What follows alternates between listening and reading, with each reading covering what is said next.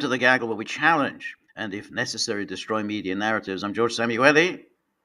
It is now 9:07 p.m. here in a very dark, somewhat cold, grim Budapest, where I keep expecting spring and long evenings to bask in, but somehow we're not getting them. And so somehow, the mood of torpor does not actually lift from the city. However, on a positive note, welcome everybody who has joined me for the Thursday night for me anyway, live stream. So appreciate your being here. Well, obviously the very interesting. Two big stories. Obviously, there's the story of the Netanyahu visit to Budapest, and Orban's announcement of Hungarian withdrawal from the International Criminal Court, and then of course there's the Trump taxes. So let's talk about Netanyahu in Hungary, first of all. As I've said before, one should always distance or differentiate between one's views on whatever country that you don't like from the views on the ICC. The ICC is a wholly illegitimate, illegal political operation that was cooked up during the unipolar moment by the Western powers as a means of controlling the rest of the world. And they would do it by adopting this very moralistic, legalistic approach to world affairs, in which they would indict those who were not members of the Western club. That was the whole purpose of the ICC. This was the heyday of the unipolar moment. And the United States played a very devious role here. The United States is always very devious. It pretended to go along with the ICC, pretended to be interested in creating this international criminal court, and ostensibly, by being a member of this international criminal court, the United States seemingly was ready to accept the jurisdiction of the ICC.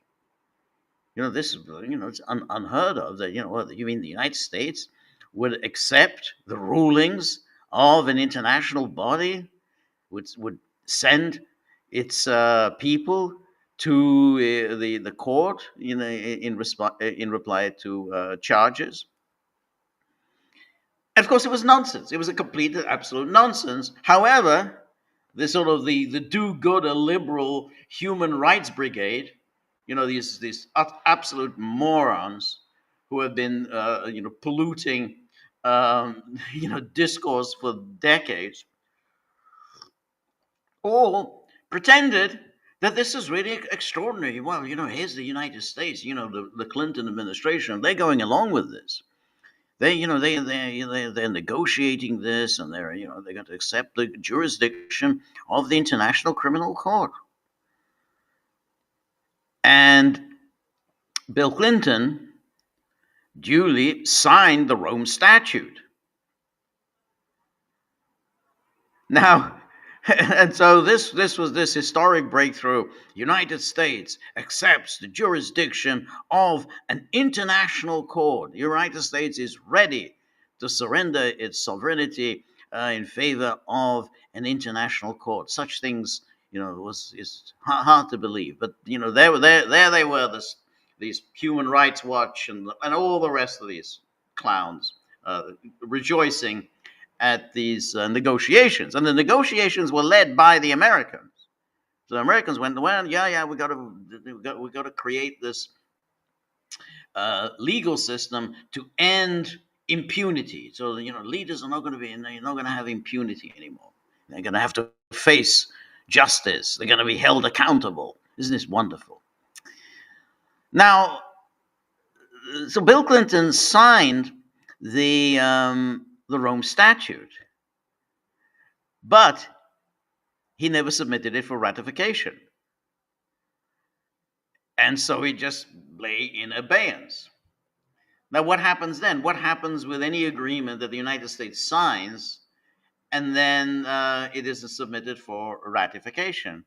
Well, it basically becomes null and void in no time at all. I mean, it's like a little like the Iran nuclear deal, the Joint Comprehensive Plan of Action, which Obama signed, and everyone rejoiced, celebrate. Oh, fantastic! We've got. What isn't Obama great? We've got this Iran nuclear deal that's done. But of course, if it's not ratified, then the next man in is going to walk away from it. And that is in fact what happened. So Clinton signs the Rome Statute, and then in comes George W. Bush.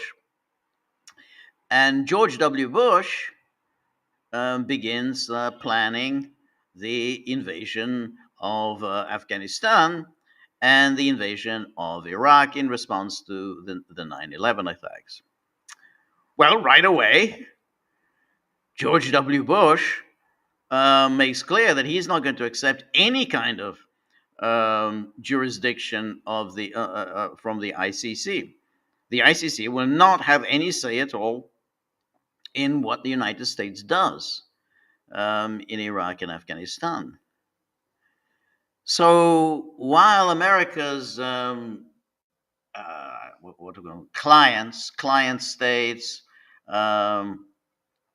servile acolytes in NATO, they all signed the Rome Statute and they all ratified it. The United States signed but did not ratify, and then George W. Bush duly walked out and said, I'm withdrawing the United States' signature from the Rome Statute. Now, one thing one should absolutely keep in mind, the ICC has no legal standing whatsoever. It's not an agency of the United Nations. The International Court of Justice is an agency of the United Nations. But that with the ICJ, I mean, all the ICJ can do is issue rulings on disputes among states, and that's why the only people who have standing before the ICJ are states. States can seek an advisory opinion, or states can bring a claim against other states, and then the ICJ comes along and issues a ruling. But the ICJ is not a criminal court. It doesn't hold any individuals criminally liable for anything. The ICC, the International Criminal Court, was different because the International Criminal Court, the whole purpose of it, was to hold individuals criminally liable. The whole purpose was to arrest people, imprison them, and then put them on trial, convict them, and then send them to prison for years and years and years and years. This is what happened during the years of the International Criminal Tribunal for the former Yugoslavia, and then, of course, the International Criminal Tribunal for Rwanda. Those were criminal courts. Now, what was interesting is that well, they were supposed to prosecute criminal acts, but of course, that's not really what they did. What they did was to prosecute political leaders, because that was the whole purpose, was to prosecute political leaders, because it's the political leaders who supposedly were responsible for criminal acts. So it's not like saying, oh, here is this sergeant who committed a war crime, or here is this colonel who ordered a war crime, or a colonel who um, uh, knew about a war crime and didn't do anything about it, or knew about it and didn't bring any subsequent criminal charges. That's not what they did. What they did at the ICTY is to bring charges against the political leaders. That was always the purpose. Everyone knew that that would be the purpose of the ICTY. Now, there was a problem with the ICTY and the Rwanda Tribunal, which made it a little trickier to deal with than the ICC, because the ICTY and the Rwanda Tribunal was set up by the UN Security Council. The UN Security Council set them up under Article 7. So the Article 7 means that the Security Council can do what it's like if there is some great threat to international security. And so this was pushed by the hideous Madeleine Albright. At that time, she was the U.S. ambassador to the United Nations, and so she pushed for this. And Russia, disgracefully, went along with it. Really disgracefully. I mean, this will always be a black mark against Russia's reputation, that Russia went along with this, even though Russia knew very well, in 1993, when the ICTY was set up, Russia knew very well that this court, the whole purpose of this court would be to indict and convict the Serbs, and in particular, indict and convict the political leadership of the Serbs, all of the Serbs in Serbia proper, the Serbs in Bosnia and Herzegovina, the Serbs in Croatia, all of them would be in the crosshairs of the ICTY. That's why it was set up.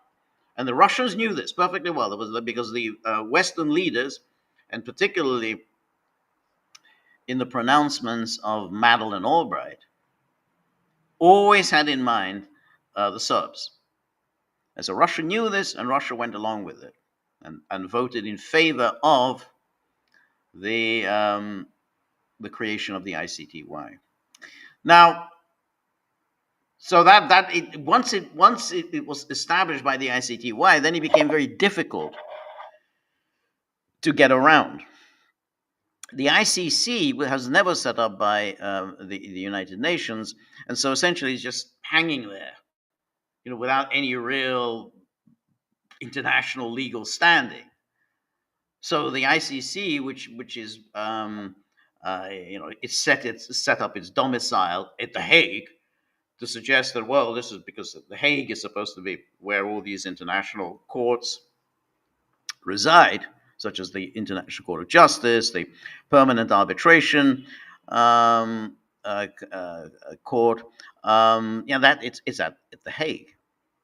And so that's where the ICC, so people could get confused, easily confused, and deliberately so, that the ICC and the ICJ were one and the same, and that the ICC was in some ways an international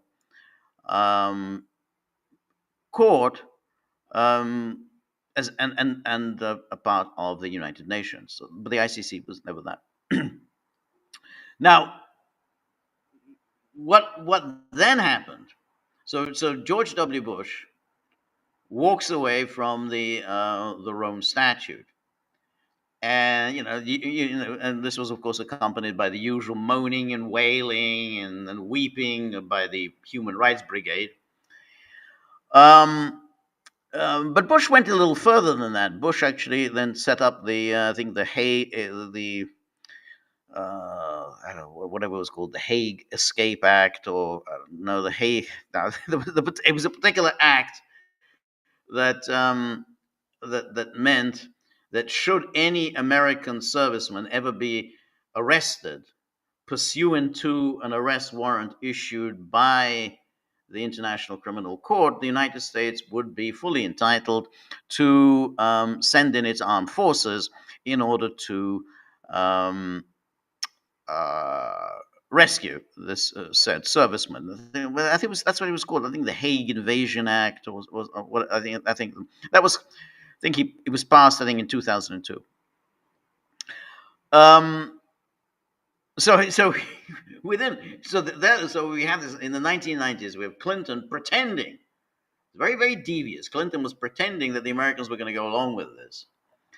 Signs the Rome Statute, knowing full well it wasn't going to be ratified, knowing full well that the next man in was going to walk away from it.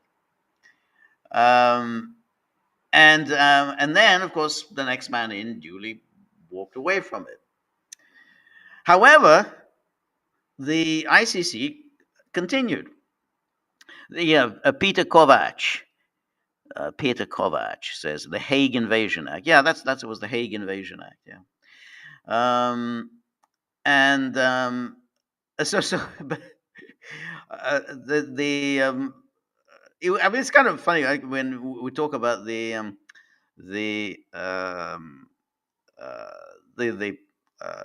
with Trump threatening Denmark over Greenland, which I fully support, incidentally. I think Denmark should get nothing, and therefore I have no sympathy at all for Denmark. But it was very funny because George W. Bush had threatened Holland. So well, we're going to invade Holland. I mean, so that was. But anyway, what was interesting about that? So the United States. This is 2002. Basically, United States walks away, withdraws its signature from the Rome Statute, passes the Hague Invasion Act, and but in the meantime, Russia continues. Russia signed the Rome Statute. Now, this isn't Yeltsin. This was Putin. Russia signed the Rome Statute, and year after year, Russia continued being a member of the International Criminal Court. And so years go by. In 2011, when NATO launches its bombing of Libya, completely unprovoked bombing, on a absolutely trumped up, bogus pretext that they bombed Libya, but essentially it was a regime change operation to get rid of Muammar Gaddafi. Russia abstained. Russia did not vote on that, on the resolution. But within that resolution was that full cooperation was to be proffered to the International Criminal Court. So that was in the that UN resolution, and which Russia had abstained from. So this is 2011, and during this bombing campaign, NATO's bombing campaign, the ICC issued indictments of Gaddafi, his son, and I think Gaddafi's intelligence chief. So this is at the time when so Robert very very meticulously points out Russia first signed the Rome Statute in 2000.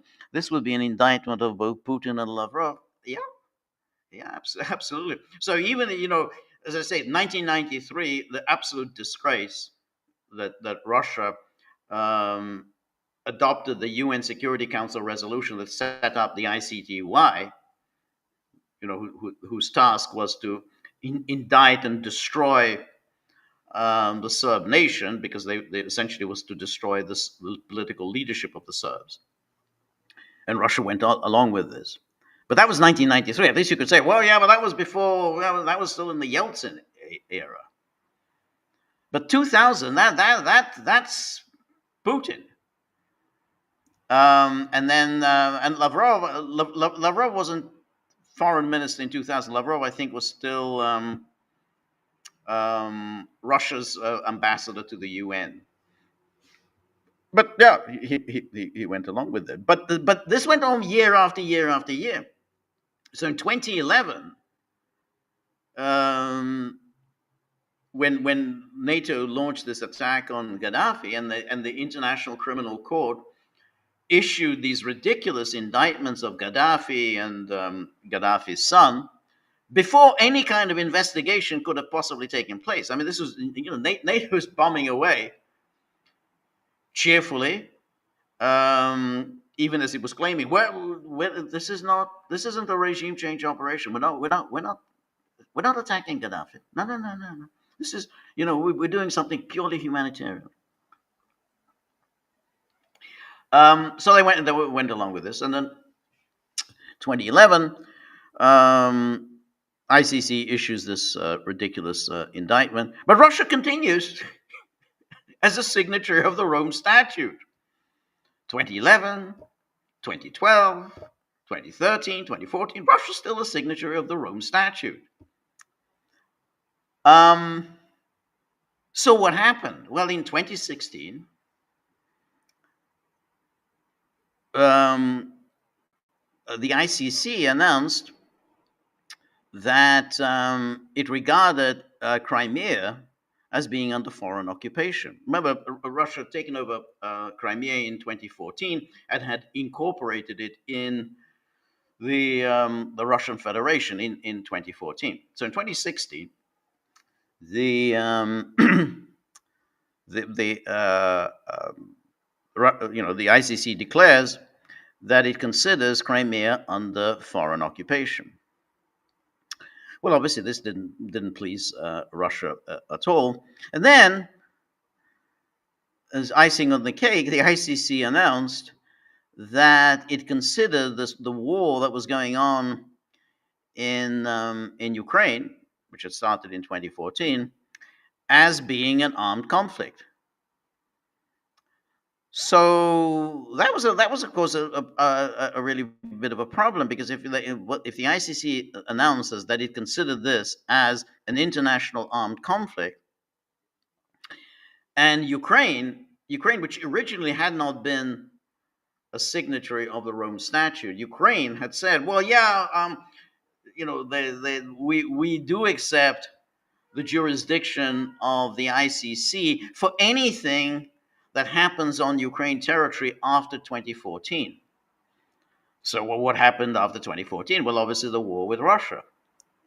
So it was only at this point in 2016, when the ICC announces that we consider Crimea as under foreign occupation, and we consider the fighting in Ukraine as an international armed conflict. In other words, it comes under our jurisdiction. It was only then that Russia withdrew its signature of the Rome Statute. So the Americans, who I think very smartly walked away from the ICC in 2002. Again, that I'm certainly no supporter of the Iraq invasion or the Afghanistan invasion. I was always thought it was a horrific, disastrous, illegal, if you want to call it that, illegal operation.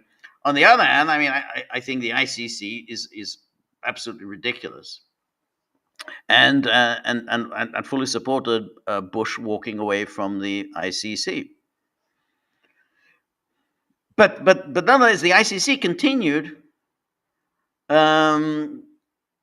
doing its thing, and so it was always a matter of time before the ICC would issue an arrest warrant against Putin. Notice again, it's not like they did some investigation and they said, you know what? I mean, we think this Sergeant Pyotr Ivanovich, I think he may have committed a war crime, and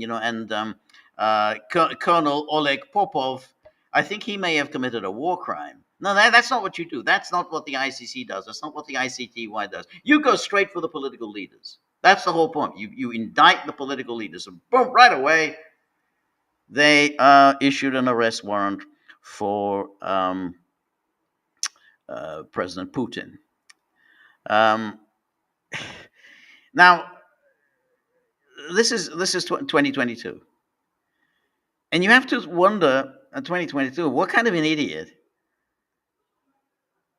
would have thought that this wasn't going to happen. You know, you're a Russian leader in 2007 or 2008.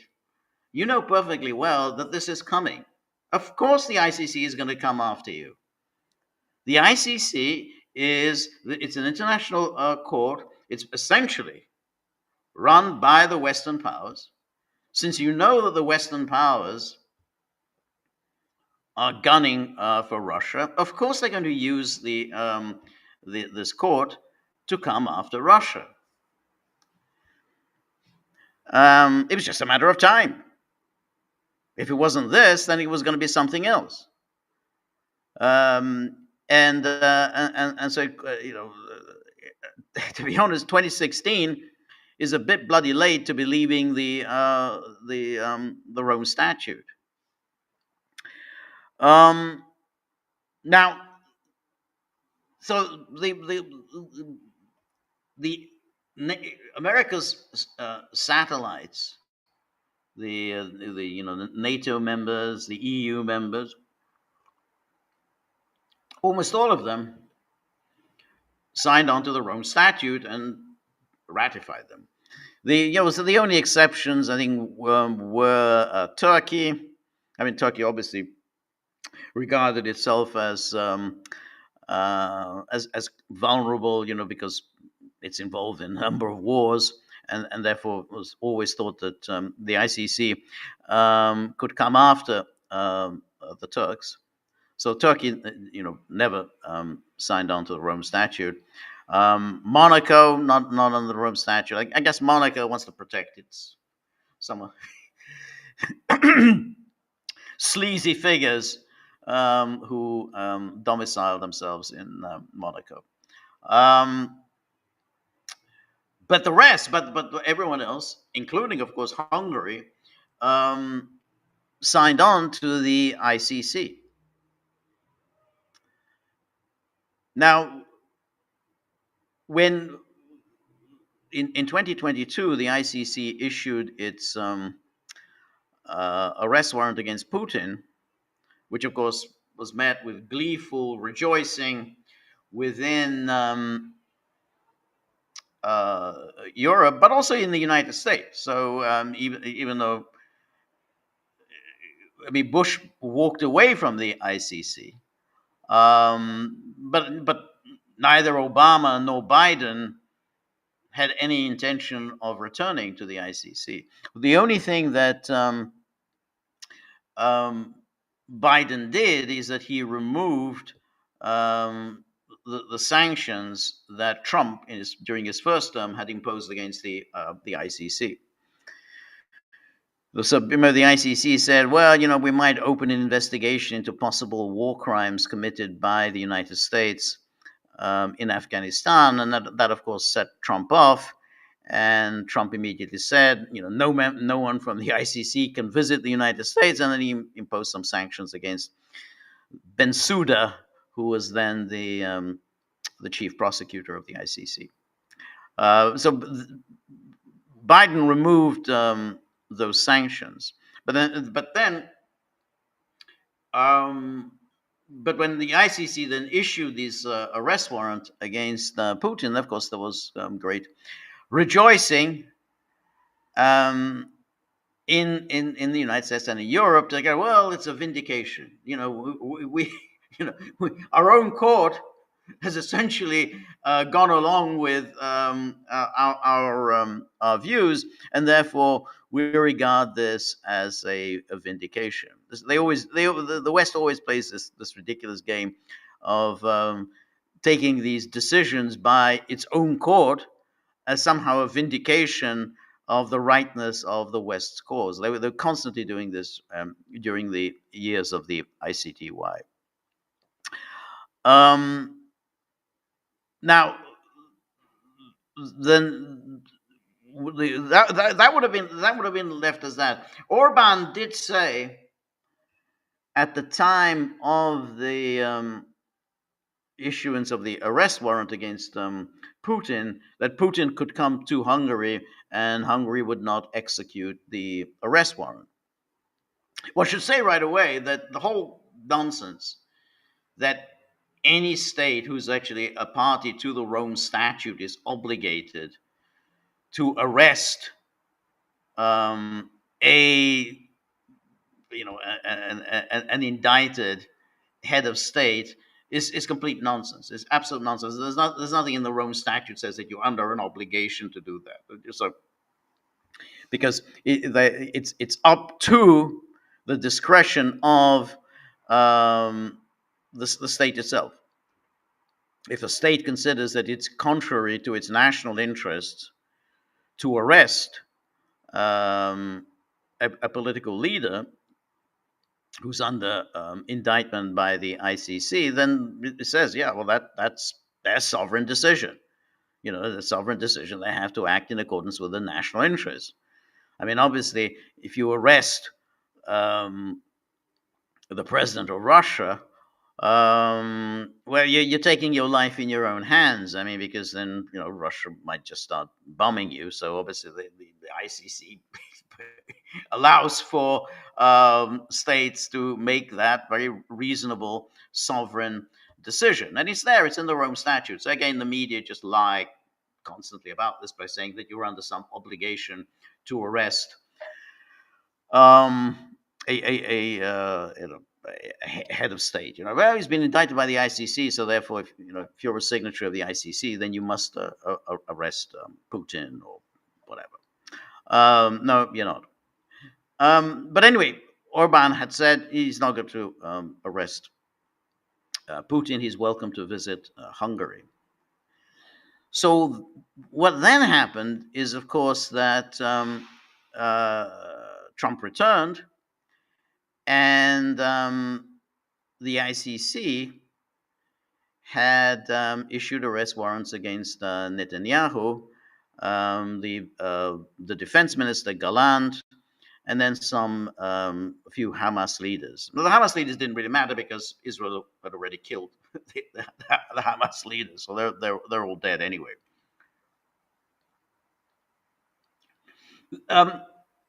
This naturally infuriated the Americans, and in particular infuriated Trump. And then Trump, I think in February, issued an executive order, once again imposing sanctions against the ICC. So that was always going to happen, and it's kind of an interesting thing. Obviously, the Republicans absolutely hate the ICC; they loathe it, and so on. Now, the Democrats, they sort of like the ICC, but they obviously can't go along with issuing an arrest warrant against Netanyahu. They can't have anything that that goes against Israel. So they kind of want to say, yeah, we don't want to throw the baby out with the bathwater. We want to support the ICC, but we just want to direct the ICC against the states that we don't like. Yeah, ICC, great. Going against Gaddafi, fantastic. Going against Iran, wonderful. Going against Russia, super. But just don't do anything against Israel. That's the position of Chuck Schumer and the Democrats.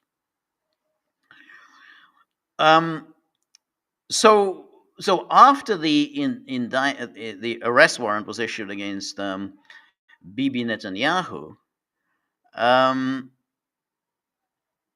Orban issued an invitation for Netanyahu to come to Hungary. And obviously, he'd made clear to Bibi that he would not be arrested in Hungary. And Netanyahu naturally accepted. Now, what's interesting here is and you know I talked about it I think last time is this real political realignment within on the European right, whereby the European right has completely identified itself with Israel, and I gave some explanation. I don't know if that's an adequate explanation. It has something to do with um, the fears about the Islamic invasion of Europe, a very real threat. Israel is seen as the kind of the sovereign nation state par excellence. That somehow Israel is defying the international organizations. Israel will not kowtow to with the United Nations or anyone else. Um, and so this is how they identify it. And then they somehow all the rest of they add to it that Israel is the somehow the avatar of the Judeo Christian civilization. Um, Now, all of this is of course complete nonsense, um, but Israel goes along with that, and it's a very interesting aspect of this that um, Israel, which is basically, kind of joined at the hip with the United States. Israel, however, does not support U.S. foreign policy on key issues. So Israel has not imposed sanctions on Russia. Israel has maintained quite cordial relations with Russia. And one should say, Russia, on its part, has also maintained cordial relations with Israel, even during this the fighting in Gaza since October the 7th of 2023. Israel and Russia maintain cordial relations. It's quite possible. I don't know whether for a fact, but it's quite possible that Netanyahu will be in Moscow for the 80th anniversary of the victory in the Great Patriotic War. Russia's position has been that in the fighting between Israel and Iran, Russia does not take a position, and that's key. He's not also all of this crap that you read in the alt media, that somehow Russia is siding with Iran against Israel. Russia is somehow opposed to Israel. Russia is, ready to take up arms against Israel. Absolute, unadulterated crap. It's not true. Russia and Israel maintain very cordial relations, and if there's been anything that's consistent in the Middle East, has been that Russia maintains a studied neutrality as between Iran and Israel. That's why, during all the years in which Russia was propping up Bashar al-Assad in Syria, and Israel continued to mount attacks on Syria, Russia did nothing. And Russia did nothing because they said, Israel is simply attacking Iranian positions. And, that Iran is moving its missiles, to Lebanon and Hezbollah, and Israel is attacking these movements by, Iranian proxies. We don't take a position on this. So again, so Netanyahu has identified himself with these various nationalist populist figures in Europe who are not at all in favor in Washington. Now, admittedly, that's changed a bit with Trump, but not really that much. I mean, I haven't seen any great warmth on Trump's part towards any of these European nationalist populist leaders. In fact, since January the 20th, I haven't seen any particular contacts between Trump and Orban. I mean, maybe they're going on, but I haven't seen anything. Trump obviously wasn't happy over the conviction of Marine Le Pen, but didn't really say anything very much about it. He didn't exactly bang his fist on the table or anything like that. Trump did not support the AFD, and JD Vance did a little bit, but only a little bit. So, but anyway, the point is that Netanyahu has not pursued U.S. foreign policy on this key thing of this war in Ukraine. Netanyahu has not gone along with sanctions, and he's been quite friendly with Putin, and Netanyahu has supported these nationalist populist figures himself. If you remember a few years back, I think it was about I don't know 2018, 2019, something like that. There was the perennial onslaught against Orban, because Orban was going after his bête noire, George Soros. And of course, what happens when you go after George Soros? You're immediately accused of anti-Semitism. So the media doing the usual thing. Oh my God, Orban!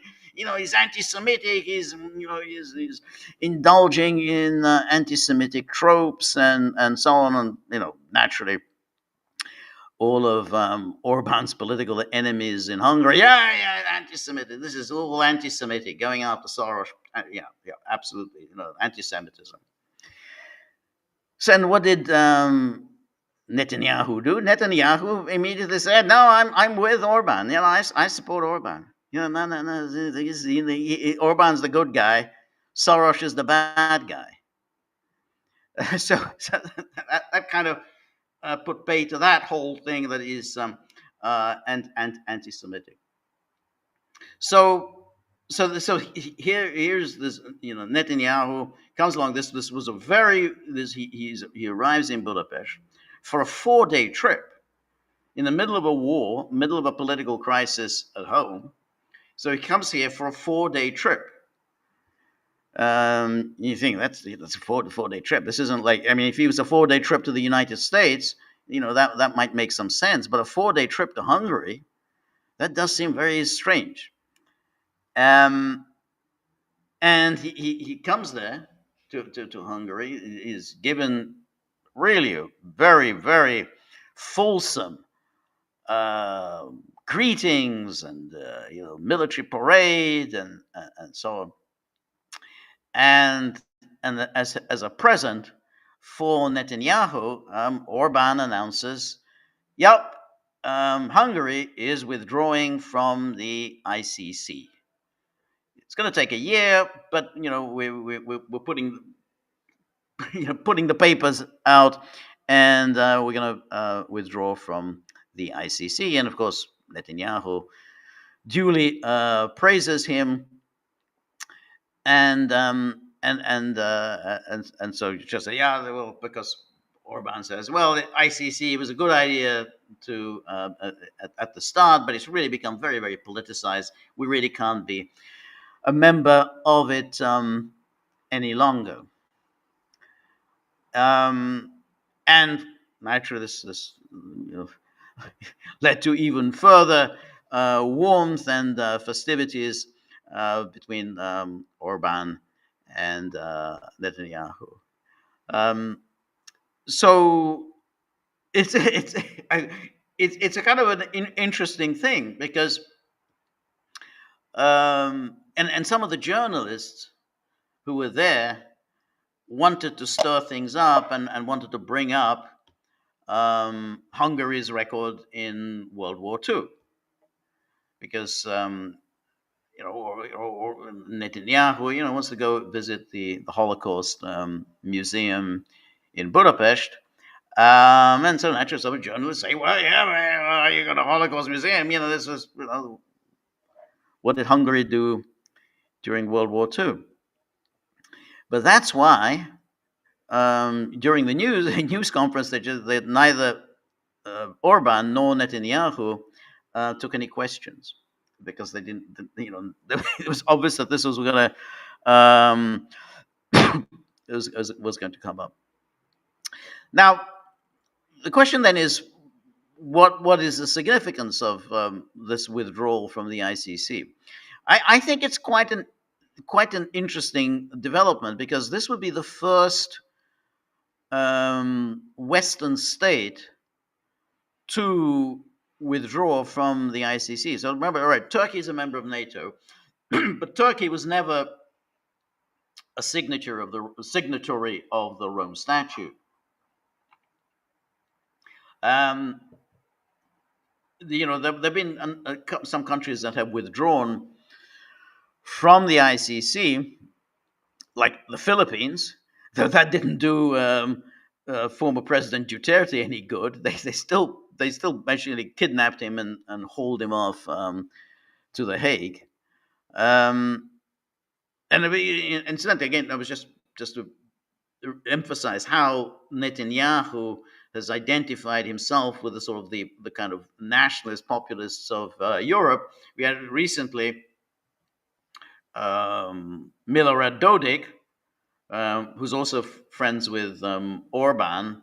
He was in Jerusalem, I think, last week, attending an anti-Semitism conference. This is how they're all kind of moving in the same circles. So it's but anyway, so I guess the ICC, if Hungary does indeed withdraw from the ICC, and again that's it's predicated on how long this would take, this process to withdraw. I mean, it says a year. I don't know how long it takes. It may take longer than a year. There will be an election next year, and Orban is behind in the polls. Now, he's been behind in the polls before, and he still managed to pull off victories. Obviously, in every election, the EU pours in massive amounts of aid to Orban's opponents, and doubtless they'll do it for next year's election as well. And as I say, Orban has pulled these things off in the past, but this time it may be more difficult. I mean, he's now been in power for 15 years. That's just in his second coming, because he was originally elected prime minister in 1998. And then, but then he only served one term. He lost in 2002. So now, but he came back in 2010, and he's been prime minister since 2010. Now, at some point, he's going to lose. I mean, it's just in the nature of electoral politics. People get fed up with a leader who's been around, seemingly forever. If he loses, I would have thought that the guy who presumably would take over this, Peter Magyar, who was the head of the TISA party, Peter Magyar would just to show his bona fides, because he's absolutely going to say, "Hey, I'm in with the EU hierarchy. They all really love me," and they will, of course, they'll shower him with all sorts of goodies the moment he becomes prime minister. They'll probably start releasing the funds that they've been withholding from Orban. That's 20 billion euros that they're withholding, so they're probably going to start releasing at least some of it. And I think he would then probably say, "You know what? Change my mind. We're going to go back to the ICC. So that's a possibility. So it may not be a done deal. Um, mind you, Orban could then come back. I mean, he's still a relatively young man, so I mean, I don't know what his health doesn't look particularly healthy, but who knows? Trump doesn't look particularly healthy, but he obviously is. But Orban could certainly come back, and then I guess he could walk out from the ICC all over again. But what I think is possibly why it could be significant is that other Western countries might also think in terms of withdrawing from the ICC. So let's say you're thinking about Poland. Poland, NATO, EU country in good standing. But let's say you get, if some of those the more conservative right wing parties come to power, they might well feel that the ICC could come after them at some point. Because, on what ground? Well, on the way it treats its migrants. They might say, that's ICC will investigate the how Poland treats its migrants. Or Greece. Greece also, say, well, Greece is abusing its migrants. It's leading, its reckless policies is leading to the deaths of migrants, pushing them back into the sea. They could do that to Italy as well, push them back into the sea. So then you have to wonder whether the countries will then decide that maybe they're better off being outside the ICC. I mean, what are they getting out of it? They're really not getting anything out of it other than, well, it's a self-affirming enterprise whereby, well, you're a member of the club, and as a member of the club, you're not only a member of NATO, not only are you in good standing in Washington, but you're also a member of the International Criminal Court. So you're not actually getting anything very much out of it. And so that could lead others to consider this. Now, just to conclude, I'm going to repeat again what I always say. It doesn't matter what you think of Bibi Netanyahu, what you think of Israel. The ICC has no legitimacy. It's an awful, terrible organization. It should have nothing to do with these phony international courts that, on the basis of the most dubious jurisprudence, issue arrest warrants and indictments against political leaders. I mean, political leaders are ultimately answerable to their people, to the people that they lead. They're not answerable to some, international court over which they have no control, and is staffed by unelected individuals. That's not how the international system works. So you have essentially courts that presume to be above political leaders who are accountable to their people. Now, of course, the globalists, the Human Rights Brigade, the NATO gang, that's exactly what they want. They want to create this international body, supported by lawyers, supported by billionaires, supported by bureaucrats that, of course, have seniority over political leaders. So they can just issue their arrest warrants, and everybody has to jump to it and execute their arrest warrants. it was easy to pull off this scam during the 1990s and subsequently against the Serbs, um, because Russia had, had gone AWOL, had signed on to this, the ICTY, um, made no real attempt. And I don't know whether it could have succeeded, but it made no real attempt at the United Nations to cut off funding to the ICTY. It would have been hard. I don't know whether that was feasible or not, but Russia really made very little attempt to bring its operations to a halt, even when a number of its allies were found to be mysteriously dead in the ICTY prison, including the one and only, the great man himself, Slobodan Milosevic.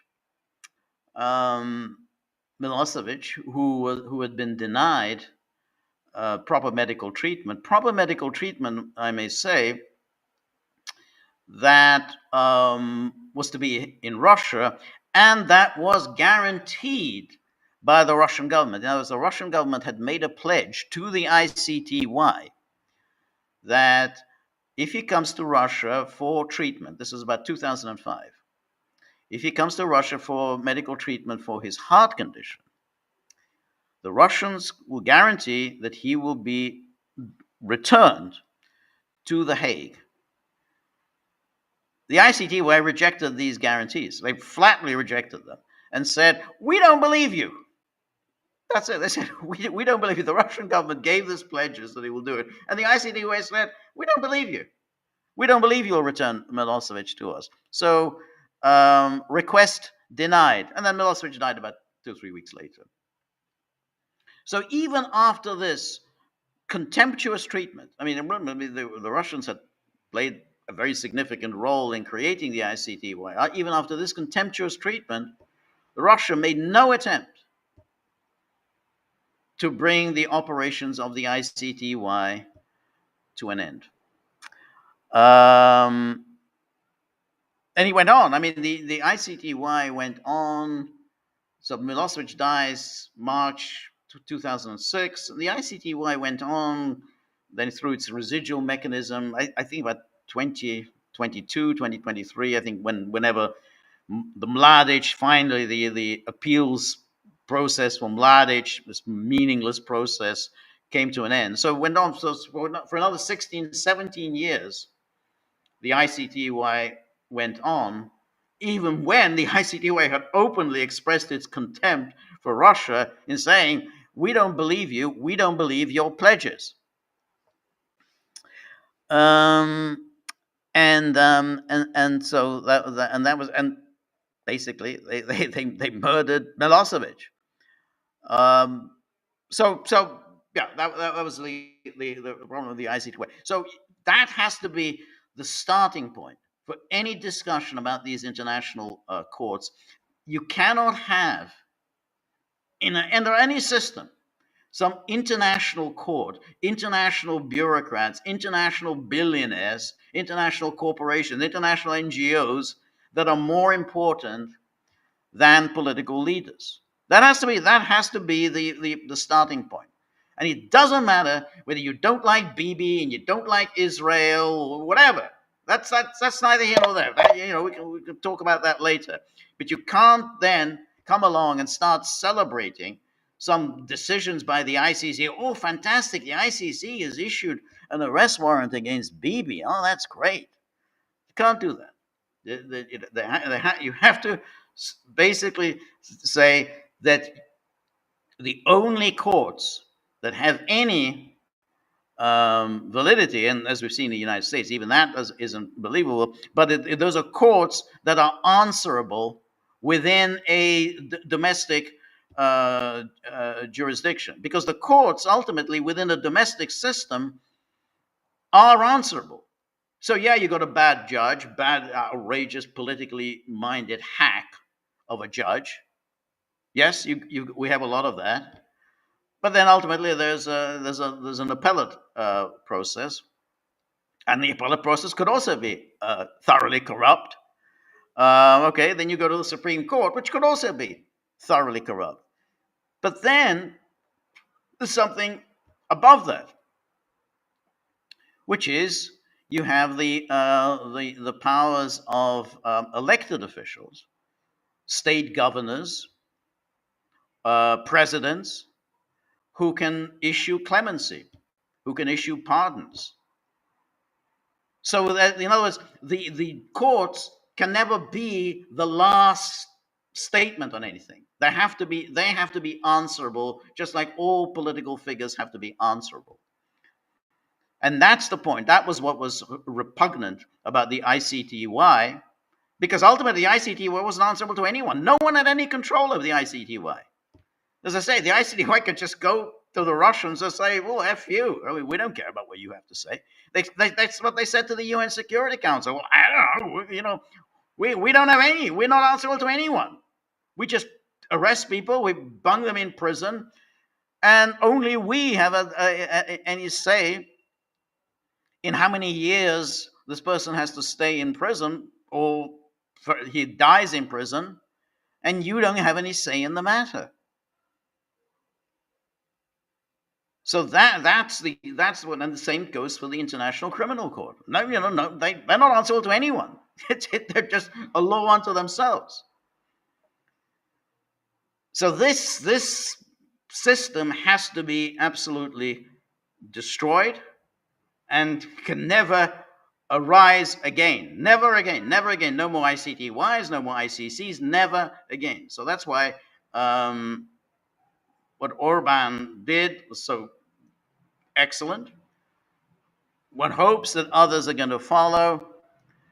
But even if they don't, you've kind of blazed the trail and make clear that essentially, politicians accountable to someone, accountable to their voters, are more important than these ridiculous international systems. Anyway, let's take a look at our locals page. And our locals page. This is where the people who really worry about the my health, because in confronting these ferocious dogs who basically have a very low opinion of me, very low opinion of everything I do, and then when they look at the tip jar and see how dismal the tip jar is, they take out their rage on me. And so the people who contribute to the tip jar, they're trying to protect me from these ferocious hounds. So I really appreciate that, and thank you everyone who contributes. Denaki, always good to see you, Denaki. And Denaki says, Kedves George, dear George, I guess peace on day one is the magatard equivalent of 2 weeks to flatten the curve, and still people keep falling for this and all the other tricks of Zion Dawn. By the way, that psycho Israel first mouth-foaming, bloodthirsty scumbag Randy Fine won, but the Dems increased their vote by 18% since last time. All right. Yes, I mean, it's that I think the piece on day one, that's off the table.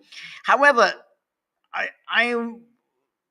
on Ukraine at least, I'm willing to cut Trump some slack, because I do think that I think the Israel and Iran thing, I think that's different. We can touch on that, but when it comes to Ukraine, I think Trump really does want to end this war. I think he thinks it's a really stupid war, that it was a war into which Biden led the United States, and that had he been president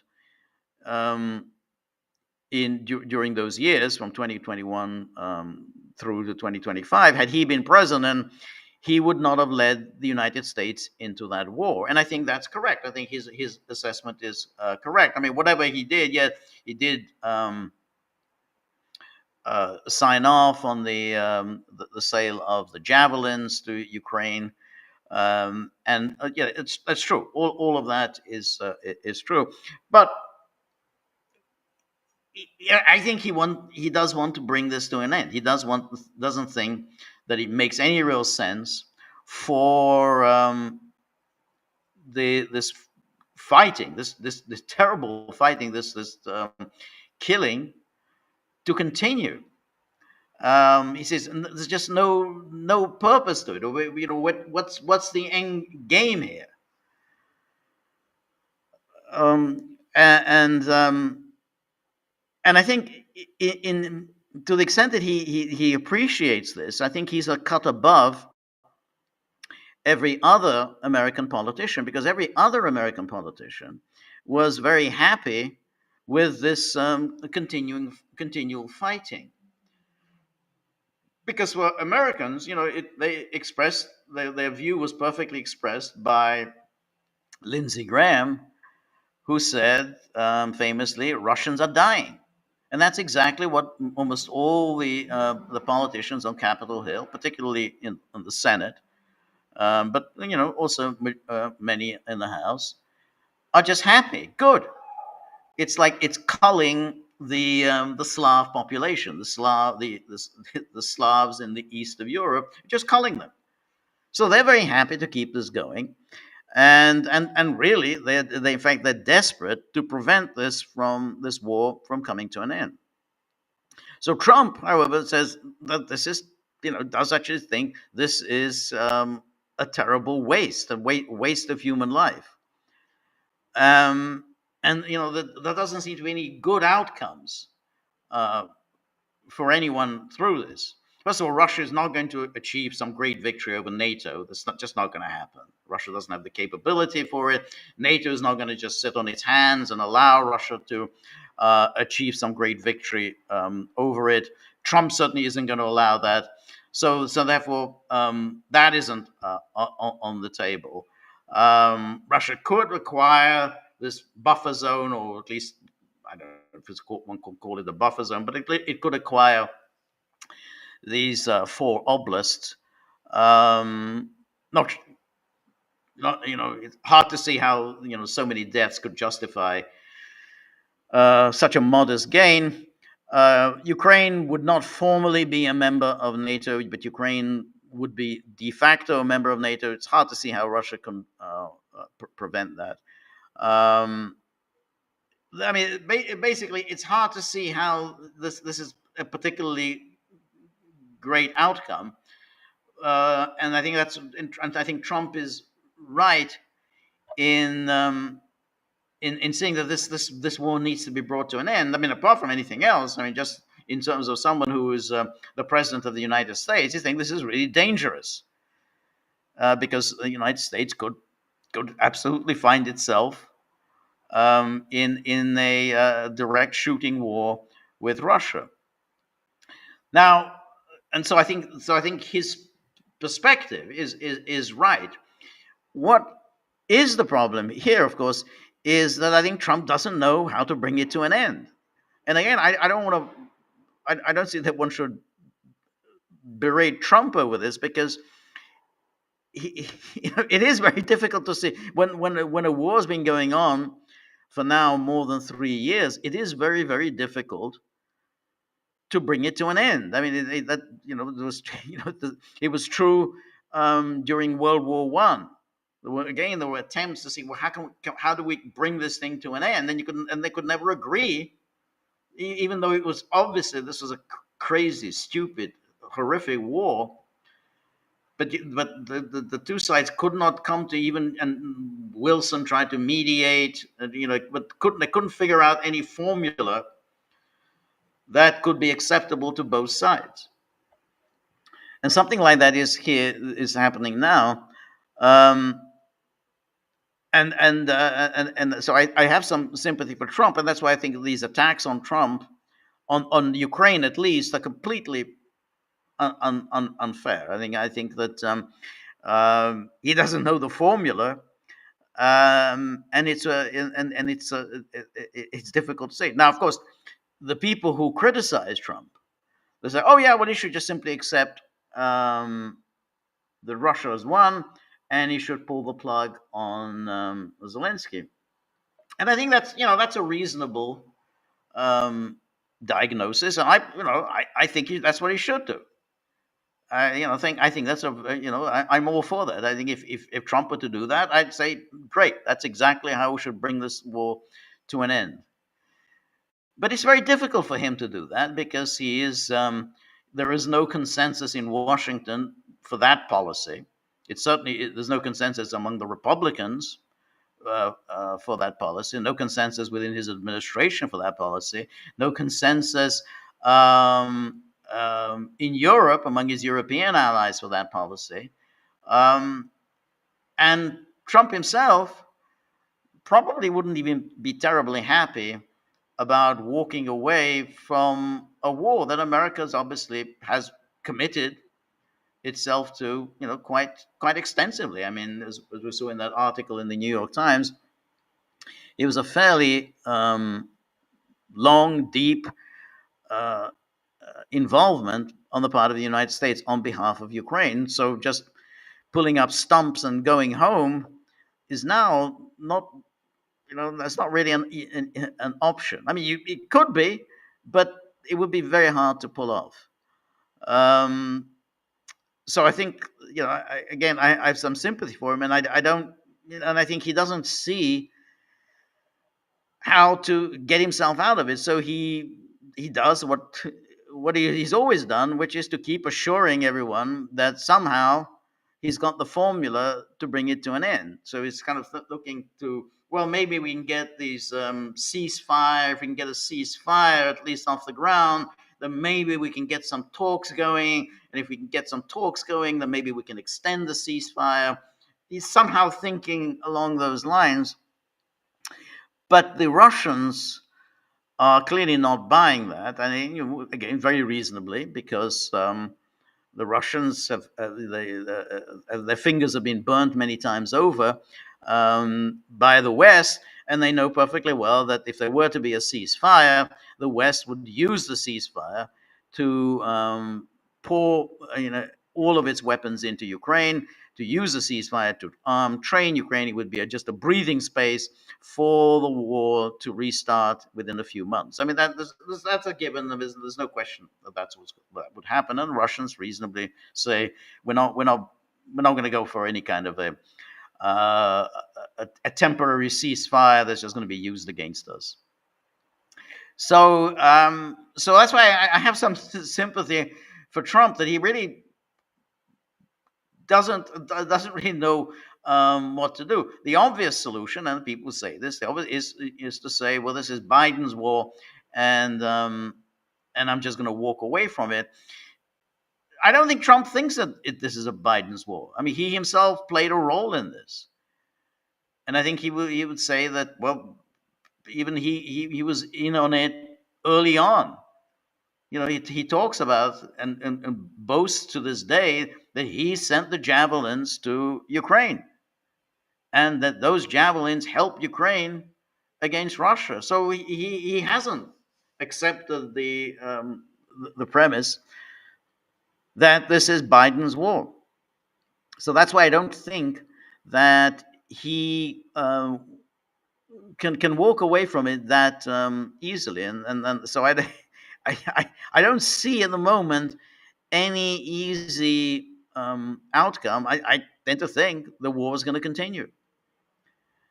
Now, because Trump is so hyperactive, he will manage to move the public attention onto some other issues, as he obviously has done with the tariffs, and he may well move on the question of Israel and Iran. So therefore, everyone will be focused on that, and will forget about his inability to bring peace in Ukraine. Now, on the question of Israel and Iran, I don't know, to be honest, whether Trump really intends to go ahead with this. I mean, to launch a bombing campaign against Iran, which they're obviously they're making preparations for that. You know, they're moving their forces into the Gulf.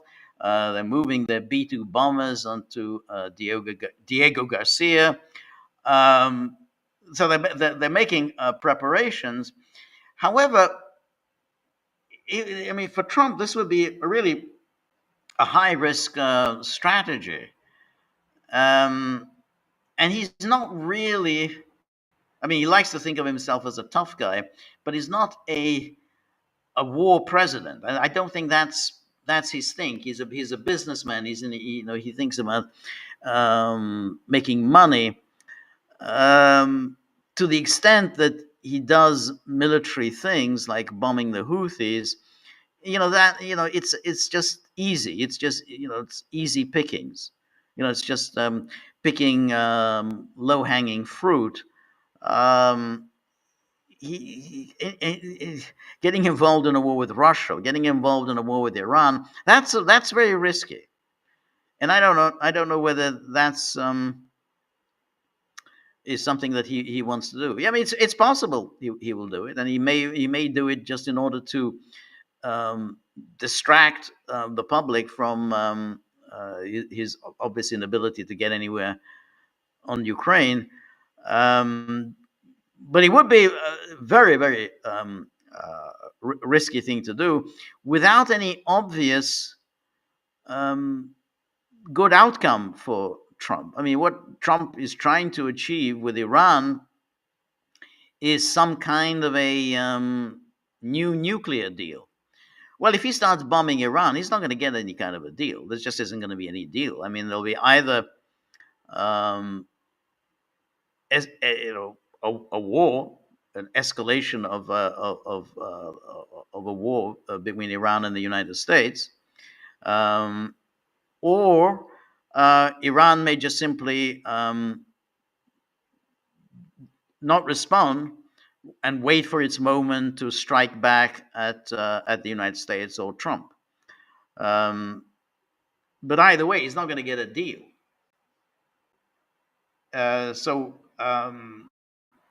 And in fact, it could go in the opposite direction, which is that Iran may decide that the time has come for acquiring a nuclear weapons capability, which is what obviously would do. It's the same way that having walked away from the JCPOA, the consequence was that Iran now started enriching uranium at a much higher level than it had been under the JCPOA. Under the JCPOA, it was the enrichment levels, I think, about 3%. Now the enrichment is 60%. So I guess it's not likely that it's going to yield any good results for him. And particularly, if he does get into a war with Iran, I think his MAGA base will be very displeased. And as we saw and you talk about this, the vote in Florida and in Wisconsin, his supporters will just simply sit on their hands. They show up to vote when he's on the ticket, and when they think that he is being unjustly persecuted. So therefore the midterms, he's not on the ticket, and MAGA will probably not turn up. They turn up to vote for him, but given that if he's involved in some kind of a protracted war with Iran, that's obviously so contrary to the principles of non-intervention, the principle of no more forever wars, that they just won't show up. And then he will do poorly in the midterms. And if he does poorly in the midterms, then immediately, within within hours of the new Congress being sworn in, he will be impeached. And uh, and then it's possible that if he retains a majority in the Senate won't actually accept the impeachment. They won't actually put him on trial, but it may be that they will put him on trial because again, he's got Republicans in the Senate who are not particularly well disposed towards him. So then he could have yet another impeachment. This will be his third impeachment, and then after that there'll be the fourth impeachment and the fifth impeachment. So his presidency could really be on the ropes really quite soon if he really mishandles this war with Iran, and that seems to be at the moment where he's heading for no obvious reason. Anyway, thank you, Danuki. Robert says, ciao from Jersey, where it's now 70 degrees Fahrenheit, and the sun may yet manage to poke through the clouds. Well, lucky you, 70 degrees Fahrenheit. So that's really nice. Yeah, so nothing like that here. So, but well done, and Robert. And Anne Marie, always good to see you. Thank you so much, Anne Marie, for your generosity. I should say that we had in our music club currently Mahler's Sixth Symphony, which I think is his best, but obviously opinions differ. And I wrote a very short introduction to the symphony, but much more interesting than what I wrote is what Anne Marie wrote, because she's a professional musician. She's had a lot of experience in playing Mahler, which I think is just an amazingly arduous and difficult and very demanding act just to do this for Mahler. So she's experienced, and so she's written some very extensive observations and thoughts on playing Mahler. So I absolutely recommend all Gagglers and all YouTubers, first of all, to join the Gaggle, and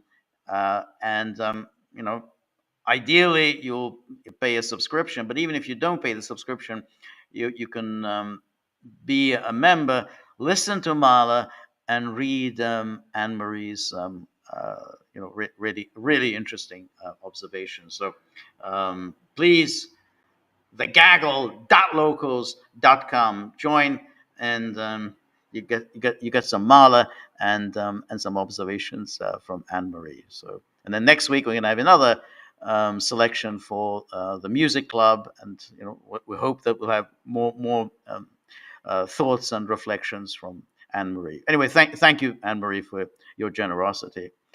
And then DJ 53144 says, nice interview on RT on the ICC. Where are you getting RT? Is that or you just saw it on the website? So yeah, I was interviewed on RT earlier today about the ICC, but I don't know where one can get RT. I mean, maybe you can get it on the on the website, but yeah, it's great that you managed to catch it, because here in Europe, let's say, it's not available. RT is not available on any cable channel, and but I don't think it's available anywhere in the United States. So I'm curious as to how you managed to get it. But anyway, too bad that they didn't spend more time on the subject. Yeah, that's exactly right. I thought that I always feel that they don't spend enough time on things that are important, and instead they kind of waste a lot of time on I think peripheral issues. But I'm not the editor, but I think that they sometimes some of their news stories just drag on, and you wonder, where's the editor in all of this? I mean, this is this is so long, so repetitious. You think, isn't there anyone who's who's editing this and know, hey, there's a lot else going on that you should devote some more time to. Anyway, thank you, DJ. Really appreciate that. Robert, Russia first signed the Rome Statute. Oh, yeah, this is what we read that. Yeah, exactly, about Putin and Lavrov. Marty, always good to see you, Marty. Merry Thursday, George and Gagglers. Marty, thank you so much, as always, for your generosity. Really appreciate all your postings. So you always post so many interesting um, items and so many, old footage and old documentaries, film clips, and everything. So it's really appreciate so much work that you do for the Gaggle. Thank you so much, Marty. Robert says, is it fair to say the Russians signed the statute primarily in hopes that they would that doing so would help further its goal of economic integration with the West? I think that's a good point. I think they were so determined to be a part of the West, and I don't think they've wholly abandoned this. I think they still very much want to be a part of it. That I mean, obviously, this was in the Yeltsin days. They really needed that money that was coming in from the United States, and so Yeltsin was really ready um, to sign over the entire country just to get some money out of the Clinton administration. But in the case of Putin, it's very odd because he continued um, kowtowing to the West long after it had become obvious that Russia wasn't getting anything out of the West. I mean, let's remember, he Putin, he after 9/11, he calls up George W. Bush, said, we're with you, we're partners, we will help you in Afghanistan, and then George W. Bush withdraws from the ABM treaty. That's his thank you, and all of those years they continue to the NATO expansion just goes on and on and on, and there's no let up on this. Now, it was obvious where this was heading. Why are they expanding NATO? Obviously, they're expanding NATO because they want to direct NATO against Russia. Just like they know where is the ICC heading. Well, it's heading in the same direction as the ICTY. The ICTY was directed at the Serbs. Why did they go after the Serbs? Why do they hate the Serbs so much? Well, because the Serbs were seen as a stand-in for Russians. They were kind of a proxy for the Russians. The goal was to push Russia out of the Balkans once and for all. And the only way that the Russians continue to have any presence in the Balkans is through the Serbs. And it's like on Tuesday, when I read from that debate in the House of Commons about Milorad Dodik, it took all of about 5 minutes for those British politicians to get to the meat of what they were really on about, which was Russia. That's it. So everything that's happening in the Balkans, yes, of course, terrible, the Serbs, awful, awful, awful. But who's really behind the Serbs? Moscow. Everything is all Moscow is destabilizing the Balkans. And Moscow is his presence in the Balkans is illegitimate. So they knew then. So the Russians knew that that's what the purpose of the ICTY was. And so, in the same way, the ICC was going to be directed at Russia sooner or later. It's just a matter of time.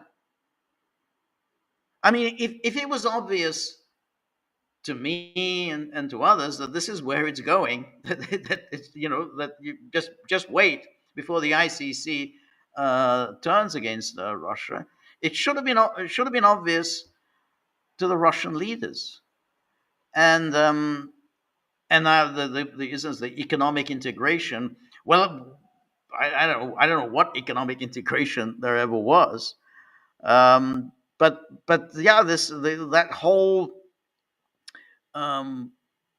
ethos of maintaining some kind of a relationship with Western leaders, and Putin prized his relationship with Merkel all these years. He prized this one, and then the Russians turn around and say, "Well, look what Merkel."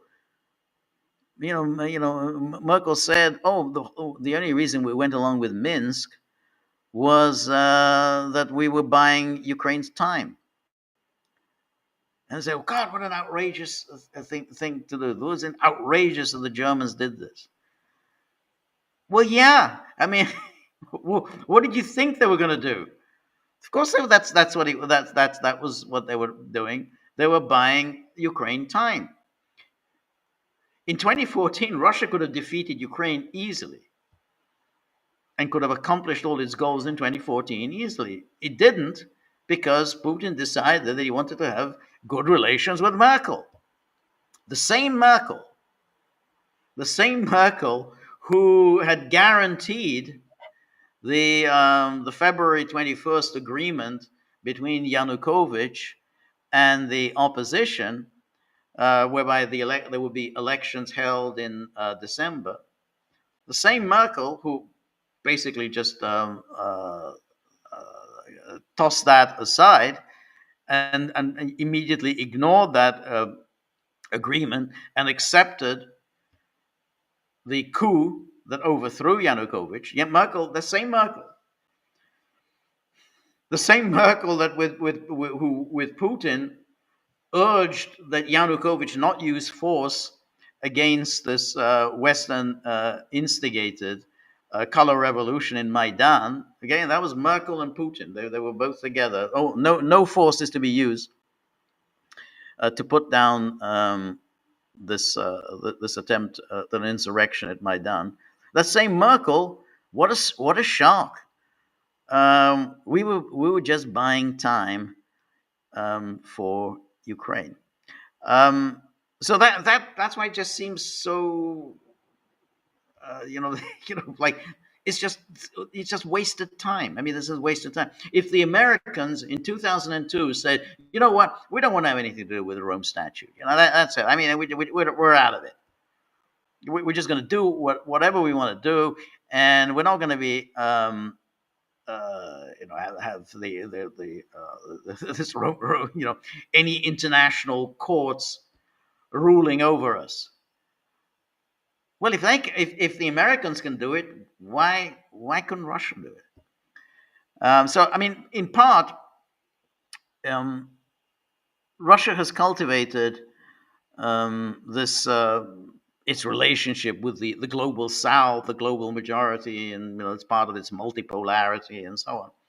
But that's all fake and phony, because nobody really takes this global majority very seriously. The ICC. The whole point of the ICC was essentially that it was to be used as a tool against the global majority, so that all these countries in Africa and Asia who signed on to, but mostly Africa, who signed on to the ICC, they could now have their former colonial masters use these legal instruments against them. It's just one more way in which their colonial masters will still lord it over them, because nobody really believed that the ICC was going to indict Western leaders. That any Poles or Germans would be sitting in the dark at the ICC. No, of course not. But Africans were, and by and large, the only people the ICC has prosecuted have been Africans. So even that argument that somehow, we went along with the ICC because the global majority went along with it. You went along with the ICC even though you knew that this was going to be used as a tool by the Western powers to keep everyone else in line. It's I mean, the idea of just waking up to it in 2016 just it's quite extraordinary. Anyway, Danuki says, well, if you look at the little hats that practically all the oligarchs and almost all the major political operators in Russia are wearing, it's no wonder. Yeah, well, yeah, that's right. And Richard Phillips says, so they are illegitimate, corrupt murders. Yeah, so they're illegitimate, corrupt murderers. And yeah, that's about it. That's about the size of it. Yes. And then he goes, to be honest, and Richard goes on, to be honest, I can't think of a single supranational organization that isn't utterly corrupt and morally bankrupt. FIFA, the Olympic Committee, the EU, WHO, WEF. You're absolutely right. The sporting organizations are among the worst. Um, I mean, they actually can really get away with murder. Part of it, I think, is that is that people don't really pay sufficient attention um, to it, and the journalists who cover these sporting organizations are kind of dumb, and so you can actually get away with with an amazing amount your coverage of sport. So, for instance, the whole issue of drugs, performance enhancing drugs, is absolutely ridiculous. We're asked to believe the only people who use performance enhancing drugs are the Russians. The only ones. Even though, I mean, I don't know how much evidence has already come along that, of course, these drugs are used universally by athletes, but they always give them a pass. I mean, look, like the Jamaica, like the whole, the Jamaica sprinters. We knew, of course, that the Jamaica sprinters were using performance-enhancing drug, but we had to maintain the fiction of this wonderful runner, Usain Bolt, and that somehow Usain Bolt did not use performance-enhancing drug. Of course, he did. You mean the others did, but he didn't? And then, or the whenever, let's say, like the current number one in the world, this in tennis, Sinner, who was an Italian, and then he comes along. Oh well, they find he fails a drug test, and immediately, whenever you get a top athlete failing a drug test, they put out the story that, well, he just didn't know what was going on. He was in his cough medication, or he was in the oil, the massage oil, or something. I mean, he knew nothing about it. All right, well, you knew nothing about it, so we'll just give you a short ban, 1 month out, and then you can come back. Of course, he knew that that this was cheating. Of course they did. I mean, if you're a top athlete, you are surrounded by a team, a highly competent team of masseurs, food doctors, physicians. They surround the top athlete. Their job is absolutely to make sure that nothing at all stands in the way of their athlete performing. So they wouldn't do any kind of stupid things of using banned drugs. They tried it. But basically if they were caught, and then when they're caught, they say, well, I just didn't know what I was doing. I was like, this is this cough medication. I mean, I didn't know this cough medication had this banned substance. So it is all a fraud, because, and in the case of these sporting organizations, there's big money in it. And when there's big money, then they have to make sure that the top athletes are there. They're present. If you say, well, you know what, Sinner will not be taking part in the French Open. He's the number one in the world. He's not going to be taking part in the French Open because he failed a drug test. There's a lot of people are going to lose a lot of money. There's going to be big loss of interest. So you have to then go through the rigmarole of pretending that it was all just an innocent mistake. We'll just tap him on the wrap his fingers a little bit, and that's it. But of course, even that, that the small punishment. Well, all right, so you'll be banning for 1 month. Well, if it was a truly wholly innocent mistake, why are you even punishing him? So they punish him, but they just make sure there's just always just a 1 month ban. But then why are you punishing him? I mean, if it's a purely innocent, he didn't know anything about it. So anyway, it was just the international sporting bodies are among the worst, and the way they've been treating the Russian athletes is just appalling. Because first of all, they were banning Russian athletes who hadn't even failed drug tests. I mean, they just simply declared that Russia was systematically doping, even though they never had any evidence of Russia was systematically doping. So they were banning Russians from taking part in international competitions, even though they hadn't actually. I mean, you can ban someone who fails a test, but if they hadn't even failed a test, it was unfair, and they still continue with this. I think real injustice that if you're a Russian or a Belarusian, you can't compete under as a Russian or a Belarusian. Then you're just I don't know, you just don't belong to anyone. You don't belong to any state. But you can't have any. You're not a Russian. You're not to be acknowledged as a Russian or a Belarusian. And in the Olympics again, no state for you, no flag for you, no national anthem for you. Totally injustice. But yeah, that's your international sporting federation. So anyway, but Richard, I agree entirely that all of these international organizations are absolutely morally bankrupt. Summer Petrus, thank you very much for your generosity. Richard then says, I agree Trump wants to end the war. I disagree that his regime does. I agree. I agree. I think that many members of his administration are absolutely determined to keep that war going. And irrespective of what he wants. And anyway, Mark's 2023 says, George, talking BS regarding Ukraine. America has lost this so-called proxy war. NATO has lost the war. They've thrown everything at Russia. More than 50 countries supplied the Nazi regime, more than blah, blah, blah. Russia is able to outproduce NATO blocks, so let Trump use his last card for 25 bucks.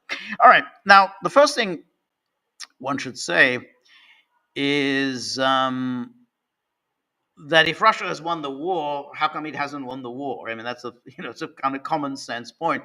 If you've won the war, then how do you measure it? Russia hasn't taken 3 of the 4 oblasts are still not under Russian control.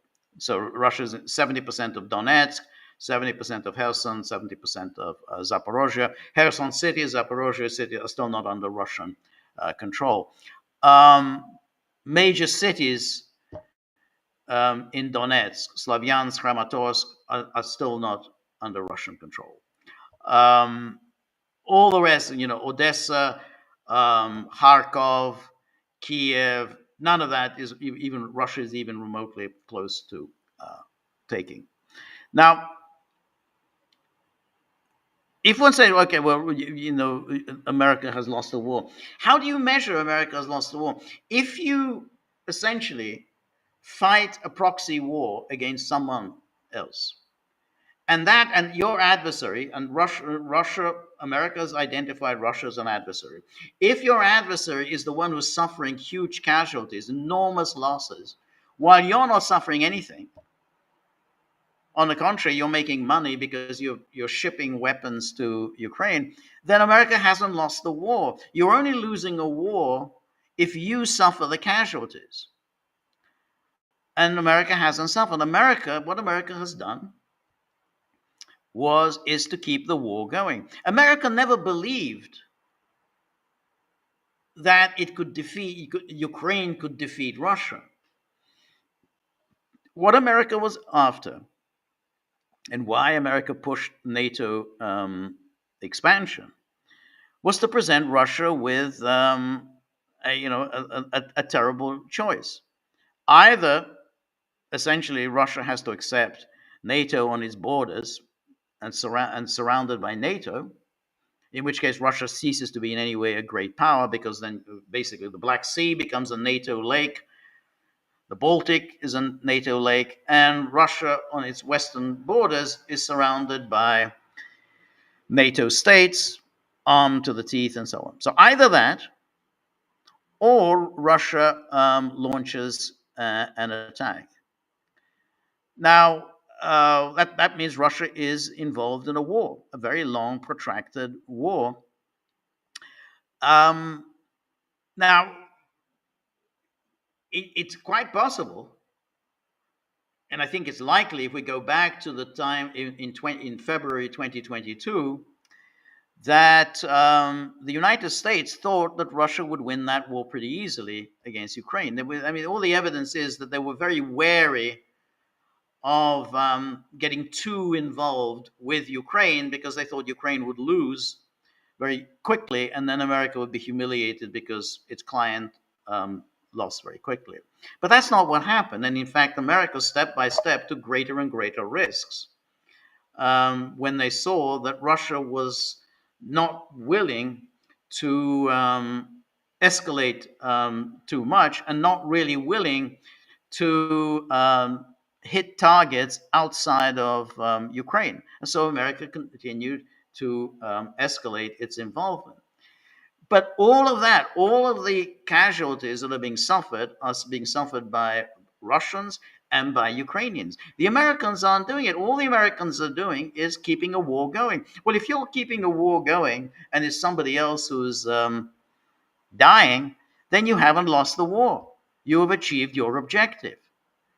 And so that's why I think that it's really this notion that somehow America has suffered at this terrible, humiliating defeat. Remember, it was Russia that launched the so-called special military operation. They did it. They did. Now, admittedly, they launched it having been pushed into a corner, and so that's why they essentially had to break out of the encirclement. But nonetheless, it was Russia that launched it, and America has just simply kept it going. Americans have helped to kill hundreds of thousands of Russians, and this war could go on, and a few 100,000 Russians could go on getting killed. No Americans have been killed, as far as I can tell. That there haven't been any Americans. So I think that's why, to put it in this way, that somehow America has lost, I just don't think that's the right way to see things. Marx, the reciprocal tariffs chart from Trump was displaying was just BS, all made up figures similar to Trump's property valuation. Trump's property valuations were all correct, incidentally. It was the judge who was making huge, ridiculous nonsense, like claiming that Mar-a-Lago was 18 million. I mean, it's a very valuable piece of property. Now, in terms of the tariffs, I think my view is that this is way too early to start making any kinds of judgments about whether this is going to work, this is not going to work. I mean, we don't yet know what the consequences will be. It's clear most countries in the world have far higher tariffs than the United States does. There's no question. I mean, they have far higher, and leaving aside the tariffs, there are all the non-tariff barriers. Why does the United States have a trade deficit with almost everybody? It's not because the United States is produces things badly, or the United States is is just incompetent or whatever. The reason is that the United States actually has very low tariffs, and other countries have high tariffs, and other countries have non-tariff barriers. And that worked for a while, because the Americans could run trade deficits, ever growing trade deficits. And what that led to was the shipping of jobs overseas, which is what happens when there is trade deficits. When you're actually you're importing more goods than you're exporting, so essentially jobs are being shipped overseas. But it also meant that the a financialization of the economy, that those deficits, the money that was ending up abroad, was coming back into the financial sector, and that's what it was leading to, the financialization of the U.S. economy. Some people were getting very, very rich, which is what was leading to this massive income inequality, because a lot of people were getting very rich. If you own stock in companies that actually had shipped jobs overseas, you were getting rich. If you were a worker, you worked in industry and you're a middle class person, well, you were losing your job. And that's why their incomes didn't rise. I mean, they were also being hit at the bottom end by uncontrolled immigration. But the important thing was that they were essentially, those jobs were being shipped overseas. And so this led to this growing inequality. So Trump has now said, well, he's going to do something about this. Will it succeed? I don't know. It's much too early to say. We have no idea. This is a very complicated process. But there's no doubt that America has allowed itself to become deindustrialized. I mean, everything used to be produced here, but gradually a lot of stuff is just being produced abroad, and that's not it's very unsatisfactory. And incidentally, people used to complain about this. I mean, all you know, ever since the Reagan era, this was a standard complaint, particularly on the left, that America was becoming deindustrialized, and that somehow America was shipping its jobs overseas. Um, and now suddenly the consensus on the left is, oh, we can't do anything about it. Oh, no, there's no way, no way, no how can we do anything. We just got to accept it. Got to accept that we've lost all these jobs, and we can't possibly try to bring any of these jobs back. It's a very strange approach. Anyway, anyway, DJ says I get it from the website, or the RT website. Okay, well, that's good. And Robert says, thank you, Robert, for your generosity. Really appreciate that. So Robert says, I'll never forget when that dreadful Michael Morell. Yeah, he was deputy head of the CIA, and then he became acting head of the CIA. He appeared on Charlie Rose's show in 2016, openly proclaiming the Russians in Syria need to start dying. But of course, we won't tell anybody that we're doing it. The silver lining was that soon thereafter, Rose was fired from PBS. One time at least, the Me Too movement was a force for good. I absolutely agree with you that was the departure of Charlie Rose was a wonderful thing. I guess it wasn't just the one time that he was a force for good. I think there were other people. Some of those characters who lost jobs on NBC. Matt Lauer, never thought much of him. He lost his job. I never liked what was the name? The Harvey Weinstein. Never liked him much. He lost his job. I mean, in his case, I think he was a little cruel. I mean, I don't think he deserved to be sent to prison. I think lose your job, be publicly humiliated. That's fine. But prison, I think, is a little harsh for what he was doing. But yeah, but yeah, I'm really happy. And Charlie Rose was just an insufferable, pompous jerk. So that was so nice. Yeah, that was. I remember. Michael Morell. He was also, I think, one of the 51 national security people who said that the Hunter Biden laptop had all the earmarks, as they put it, of a Russian disinformation operation. So what an absolutely ghastly character. So anyway, but Robert, thank you so much. But that it's a very interesting that I remember that interview. It's probably on the somewhere on YouTube. You could get that interview with Morel. Um, Therese says, I have RT app, live in Virginia. Okay, that's good. And Therese says, watch news and crosstalk, no problem. Huh. That's interesting because yeah, I guess you can do that in the US. I mean, in Europe, you can't get on the website. There's no website. I mean, unless you get VPN, but other than that, you can't get to the website. So that's good that you can do that in Virginia. But anyway, thank you for your generosity, Therese. And and then Marty says, Gaggle Music Club presents Richard Nixon. All right, let me click on this. This promises to be interesting. YouTube on Richard Nixon. Is he playing music? He was actually, surprising enough, he was actually quite a talented musician. Let's see if I can.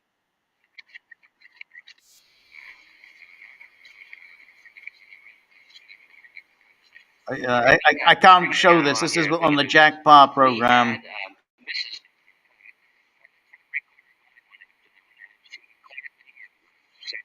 All right, I'm gonna post it. I can't. I don't think anyone can hear it unless I actually upload it. So that thank you so much. I'm gonna watch this. Yeah, but yeah, it's very funny. One never thinks of Nixon as being quite a talented musician, but yeah, I know he was actually quite a good piano player. The funny thing is that people thought of him as having lousy musical taste because I think he once well I think more than once he had some White House reception and he invited the Ray Conniff singers. I don't know if anyone remembers the Ray Conniff singers. Really boring, very uninteresting, uninspiring music. And then Nixon says something like, "Well, this is the Ray Conniff singers, and if anyone thinks that their music is square, well, that's the way I like it." And so that from then on, when always thought of Nixon, well, he just likes this really, really boring, um, uninspiring music like the Ray Conniff singers.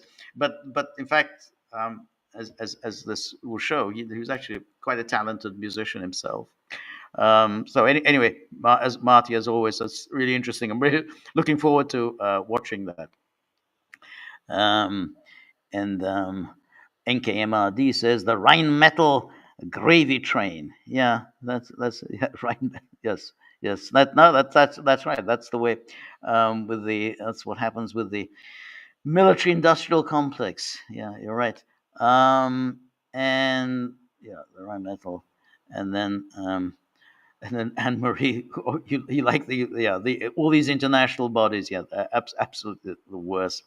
Um, uh, and then Mark says America needs a trade deficit. 80% of Walmart goods of non-food are made in China. Yeah, that's right. They're made in China, and I think that's why it's very undesirable. And I think that's as Scott Bessent said, that's really not the American idea. The American idea is that you have good jobs, you make money, and you can advance and have a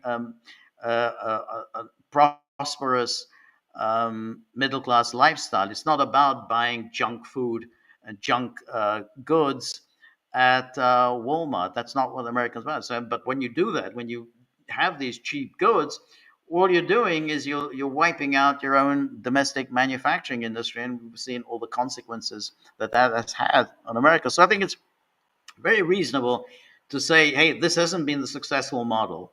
Clearly, Americans are not getting anything out of this offshoring of its manufacturing base, and we should try and go back to the way it was. And so, yeah, just be getting all this crap at Walmart. That isn't in any way a replacement for what America once had. And its industry, manufacturing industry, was one of the most formidable in the world. I mean, it's the auto industry was it inspired everyone else around the world. Held everyone in awe. We talked the other day about how the Soviet Union was desperate to copy American manufacturing methods. That's what they wanted to institute in the Soviet Union. They wanted to copy what Henry Ford was doing. So that's what America was about. It wasn't really about you know junk at Walmart. But anyway, Mark, thank you so much. Always interesting to to take you to debate with you and to get the benefit of your opinion. So thanks for your generosity. And I think, I think my time is up. And so I appreciate everyone who joined me on this grim Thursday. I guess it's a grim Thursday. So during this weekend, we'll do our usual podcast, and then next Monday we'll do the joint live stream with Peter, and then I'll do my solo on Tuesday. Please, anyone who has any ideas for themes for movie night, what to have, one of our polls. I mean, we've had, just ideas for movies. Please suggest them. Always appreciate ideas. Then we can then pick 8 films around the theme, and then people can vote. So if you have any ideas on a good theme for movie night, please share them on our locals page. So really would appreciate that. Anyway, thank you for today. Thank you for those who have managed to contribute something. So I have to face the dogs tomorrow.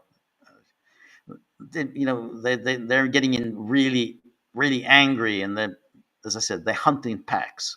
So but that's my lot in life. So thank you so much. See you very soon. Thank you. Good night. All the best. Bye bye.